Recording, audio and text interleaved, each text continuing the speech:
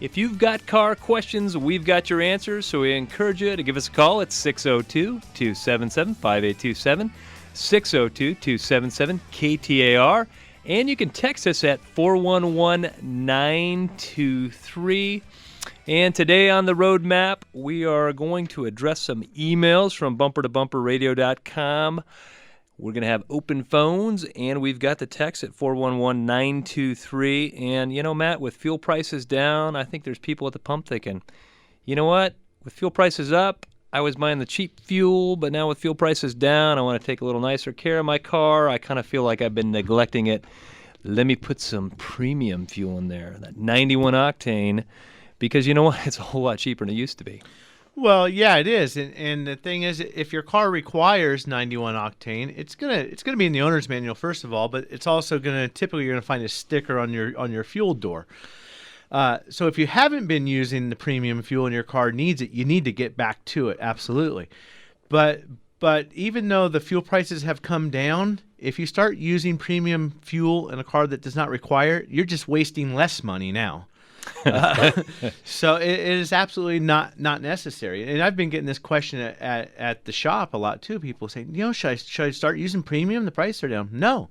If your car is just regular plain Jane unleaded fuel, that's what you need. 89 octane. Yeah. Keep your money, put in the right gas, and the reason is, people. It used to be that we had super unleaded fuel. We were laughing about that earlier, Dave. Oh yeah, and leaded and unleaded and super ultra premium and all these different blends and such. And I think back in the 80s when they started coming out with these detergent fuels, you could only get the detergents and the cleaners in the premium fuel. So super unleaded. Yeah, super duper. So people would want to buy those, and it had the cleaners in it. And if that was the case today, maybe I would consider using the premium fuel. But all the fuel levels have the additives. And there's a website that you can look at. It's called Top Tier Fuel, or the website's toptierfuel.org, and it will tell you a little bit more about that stuff.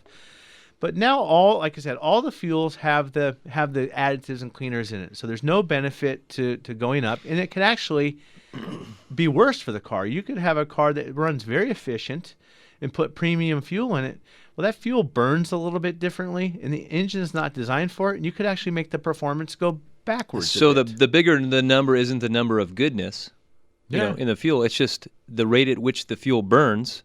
So if you got a higher compression, high performance engine, we're going to need fuel to burn a little slower. Yeah, so we don't get pre-ignition or detonation. But if you've got a car that is just your regular everyday grocery getter and nothing fancy, you don't need the big number octane. Yeah, and now I wasn't thinking about this till you brought that up now, but people will say, well, gosh, if my car doesn't require premium, but it pings if I don't use the premium. If I go back to what it calls for, it rattles and pings. Put premium in it, that goes away. Well, what you've done now is you're just masking the problem, which is carbon buildup in the engine.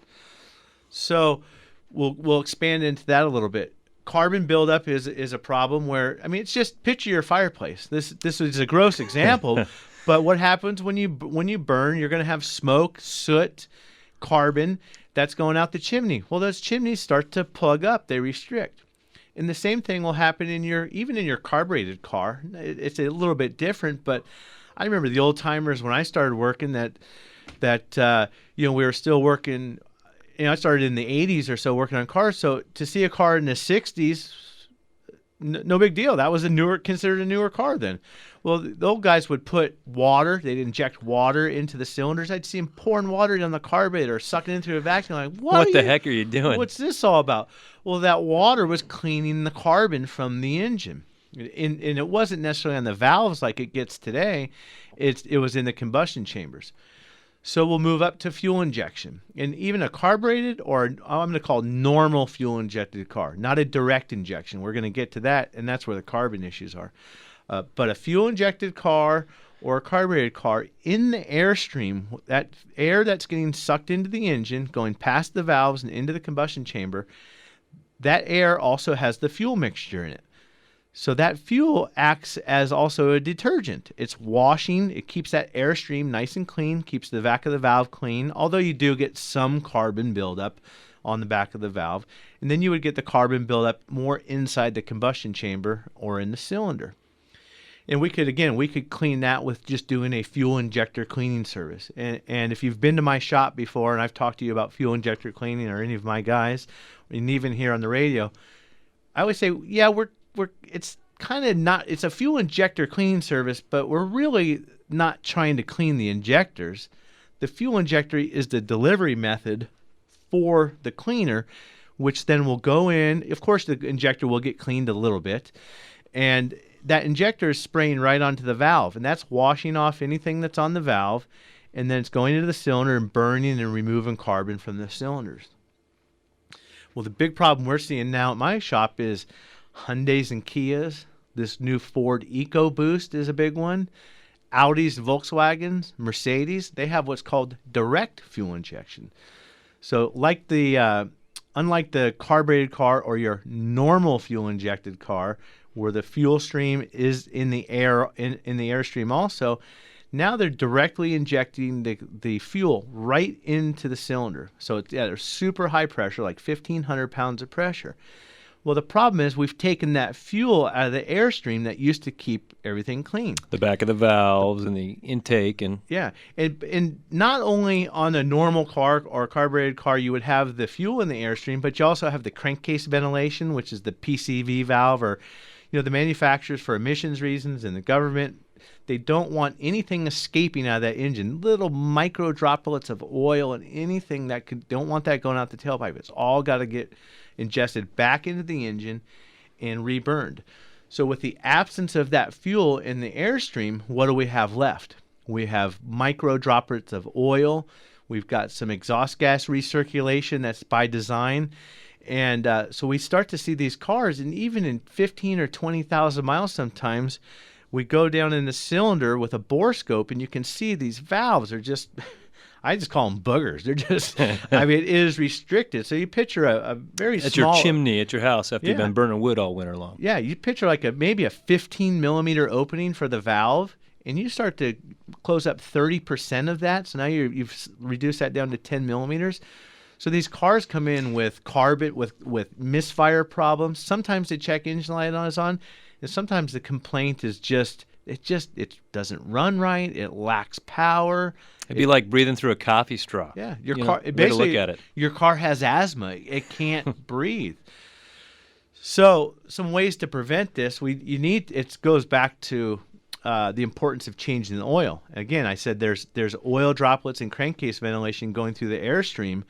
Well, if you've got dirty oil and you're neglecting your oil change, and by the way, when I say neglect, the manufacturers will say 10,000, 12,000 miles on an oil change. That's neglect to me, because that people that are following that advice, we're seeing this problem. 5,000 mile oil change no matter what. Well, why are the manufacturers doing that? Why don't they know about these carbon problems? Because I don't hear a lot of talk about it, and I don't, this is something that you're seeing, but why is the manufacturer not making a big deal about this? Well, I've heard of possibly some class action lawsuits, but manufacturers know about it now. But when they do their 500,000 mile torture test, or the different things that they do to prove the longevity of this engine, that's not 500,000 miles of driving around town. Although they do that, GM and all the manufacturers, you'll see these cars drive around Phoenix certain times of the year with bras and different panels covered up and funky paint schemes on them with usually a manufacturer tag. Well, they're doing their testing here. But these problems aren't showing up. It takes around town driving and your short trips and your cold starts and multiple starts per day. And you get this buildup. So what we do is you can do a fuel injector cleaning service, but again, that's really not going to do anything on a gasoline direct injection engine, because the fuel is going right into the cylinder. It's going past all the ports and passages that it's not cleaning. Yeah, there's nothing there. So you still have that airstream full of soot and oils and stuff, and that just bakes onto the valve, and it stays there, and you've got to clean it. So we've come up with some help from a BG chemical company, a way to clean those, and a method to clean that off. And I tell you, we're having a lot of success. A lot of customers are very happy with the performance, but you can prevent it. If you want to talk to us about us, give us a call, 602-277-KTAR, or 602-277-5600. 5827. We'll be right back.